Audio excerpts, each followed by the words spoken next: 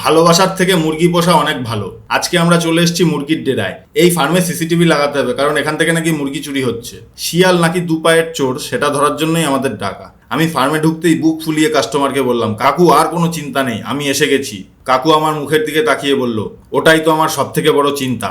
তোমার মুখ দেখে কেন জানি না আমার খুব একটা সুবিধের লাগছে না। আমি সোজাসুজি হুমকি দিয়ে দিলাম, দেখুন কাকু, ক্যামেরার দাম এমনিতেই বাড়ছে। আমি মুরগির দিব্যি দিয়ে বলছি, আমি চুরি করিনি কাকু, আমি চুরি করিনি। তারপরও এসব অলক্ষণে কথা বললে বিলের সময় কিন্তু দাম বেশি নিয়ে নেব।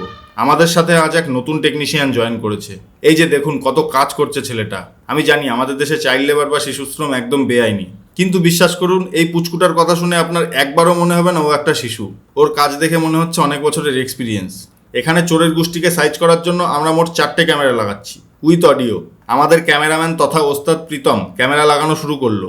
ফার্মের এখানে খোলামেলা জায়গা, ডিভিআরটা রাখা আনসেফ। চোর মুরগির সাথে সাথে ডিভিআরটাও নিয়ে যেতে পারে, আবার ওপর থেকে জল পড়ারও চান্স আছে। তাই কাস্টমারকে বললাম একটা লোহার খাঁচা বানিয়ে নিতে, যাতে এই প্লাস্টিকের 3U র্যাক পুরোটাই ঢুকে যাবে, জলও পড়বে না আর চুরি হওয়ার চান্সও কমবে। তাই তারগুলোকেও একটু বড় রাখা হয়েছে, কারণ পরে আবার খুলে লোহার খাঁচার ভেতরে বসাতে হবে। কাজটা কেমন লাগলো কমেন্ট করে জানাবেন।